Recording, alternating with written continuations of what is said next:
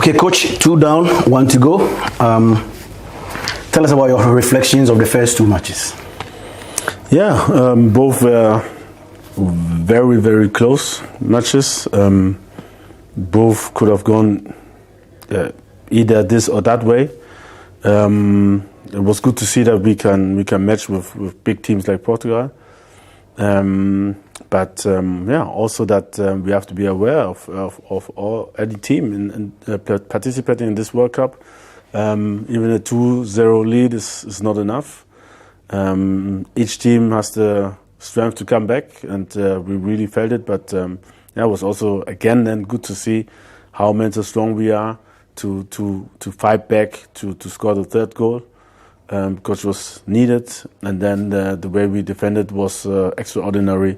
Although we allow way too many crosses, but you can see that the World Cup is a very tight tournament. I don't see that small teams anymore, and Ghana is also picking up, and we can see that we can compete with everybody. We've spoken a lot about the Portugal game, but with specific reference to South Korea, how would you describe the intensity of the match? It was a tough match. South Korea started really, really well. The first 50 minutes, we really had problems. We didn't allow big chances, but we were a little bit under pressure. But then we recovered from it, and we forced them also our playing style. And from that, we created 2 goals. One was a corner, and then the other was out of play. We created the chance and scored. We were very effective. And the problem was you can see football is a mental game. And the moment we got the 2-1, it was a little bit hectic. They were also coming more, risking more, and the small counter-attacks we had, we couldn't use them, and then we got an equalizer. So it was a very, very tough match, strong opponent, but at the end, I think it was a mental game, and we won it. We stayed calm. We made the 3rd goal, very, very good combination, and a good finish from Kudus, and very, very happy for that. Does the victory, or has the victory in any way made the team more calm as you begin to prepare for the last game against Uruguay? Yeah, sure. It brings confidence and belief, and we have to try and believe and try again. If you have errors, you try again.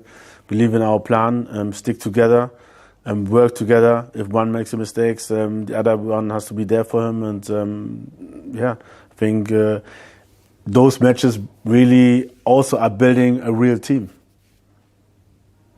This is the first time that Ghana have scored 4 goals in the first 2 matches in World Cup history. And again, the win against South Korea was our first win since we beat Serbia in the group stage in 2010. What does these facts tell you? I think it shows that everything is possible with belief and with a plan, and then surely with the players who are executing this plan. And big congrats to the players. We have a lot of new players.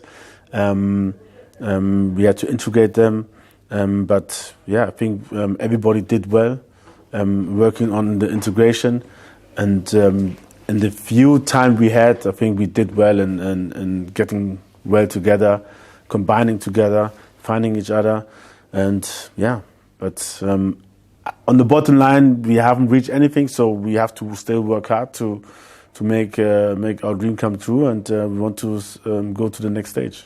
Speaking of working hard, immediately after the game, there was recovery session. There will be training on Wednesday, Thursday before the game on Friday.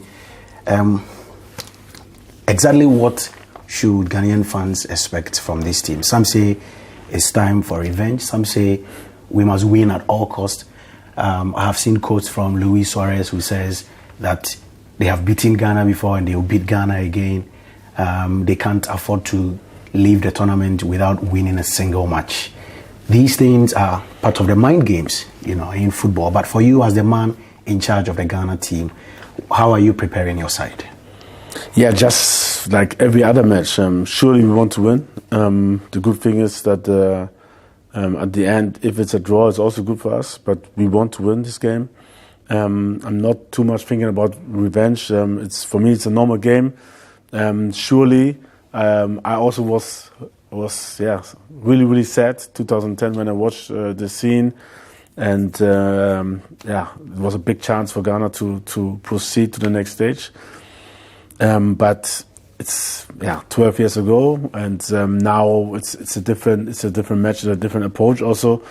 So I don't see it. For me, it's not a revenge, and I'm not a person who's seeking for revenge. I'm a strong believer that if we don't seek for these revenges and all these things, sometimes we even get more blessings from God, and we try to do our best to win this match, and I think we are confident enough to know that we can beat them. Of this team, the only player who was in that tournament was Andre, your captain. But even against Uruguay, he did not play because he was suspended for that match after picking 2 yellow cards in the previous games. Do you think he's such a significant, part of the jigsaw to get your team out there to win the match? Yeah, but just as everybody, I said it to the boys also. The way the players behave, which didn't play, is sometimes even more important, because they were singing from the beginning with the boys to bring energy into the camp. They were celebrating with the boys who played, and so for me, it's not about a person; it's about a team. Surely for Andre, it's a little bit different because he was there. He watches with his own eyes what happened there. So for him, I think it's even stronger feel in this match. But it's about the team. And I said it from the beginning. If you want to have a chance at this World Cup, it's teamwork. It's teamwork, and for this we need to connect. And this, I think, we showed that we have a lot of passion. That mentally we are very, very strong, and I want the guys to show it in the last game as well, in the last game of the group stage.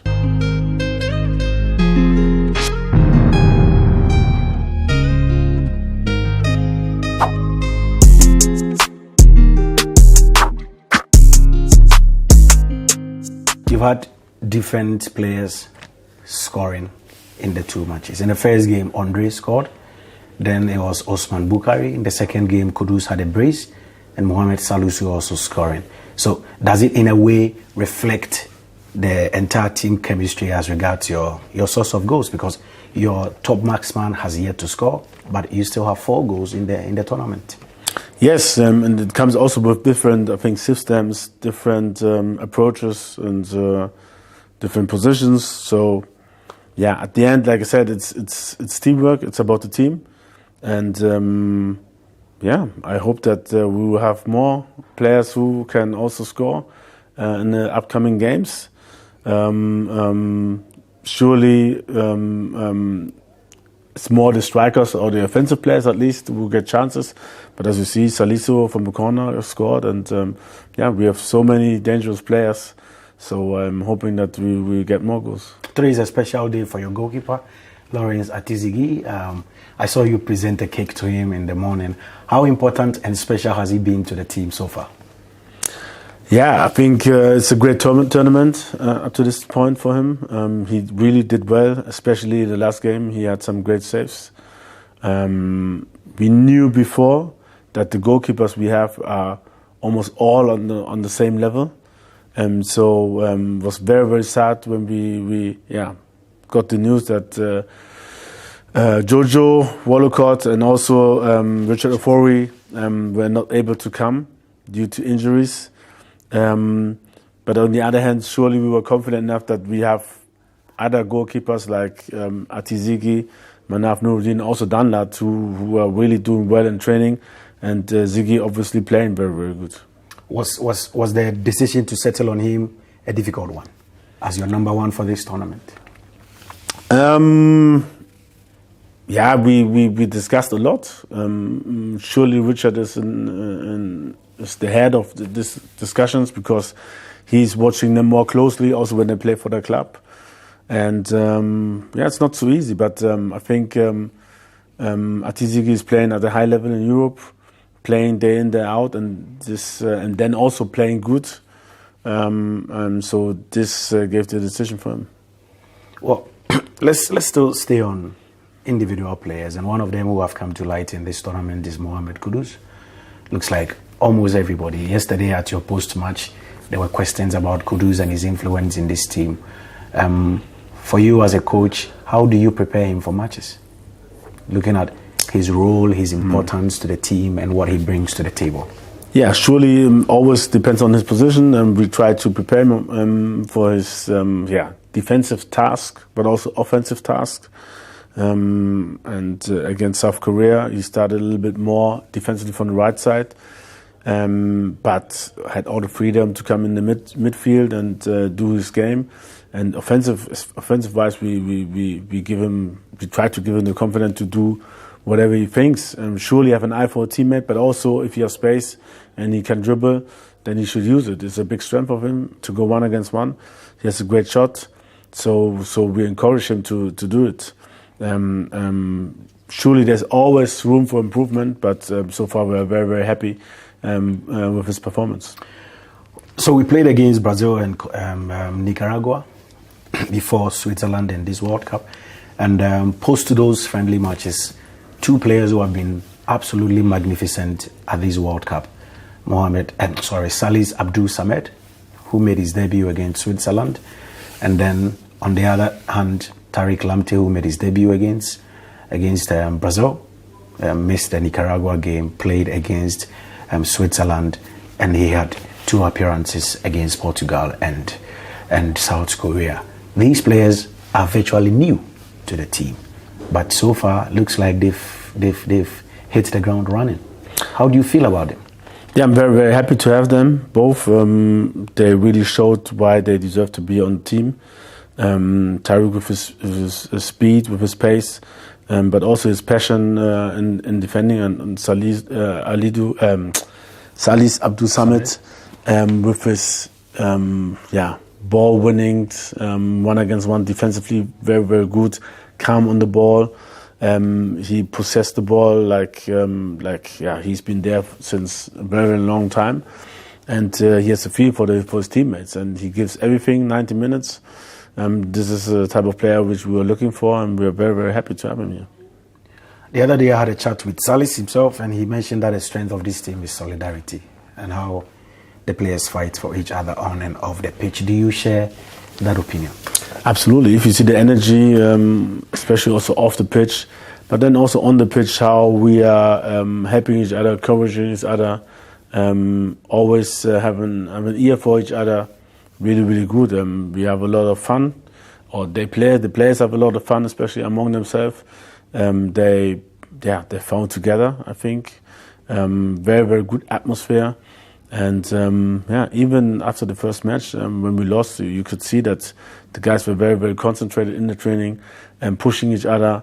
Very, very competitive and ready for the next game. And we delivered now against South Korea, and I hope we will keep the energy high to win the next game against Uruguay. Looks like the African story in this competition is changing all of a sudden after a number of defeats in the first matches.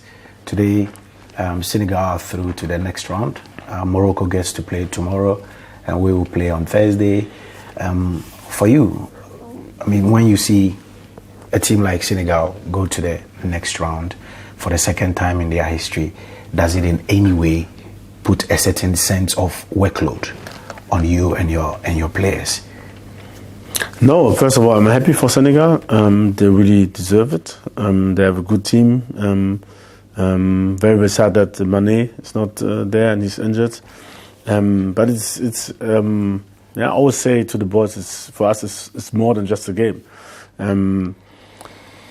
Africa is a continent which due to the history, to the colonial history, had a lot of difficulties. We are now trying to organize ourselves, organize everything, the economics ourselves, and trying to get, even though we're independent, more independence, And football is, I think, also a way where we can show ourselves, and it's very, very important to us. So I'm very, very happy when Senegal gets to the next round and even further.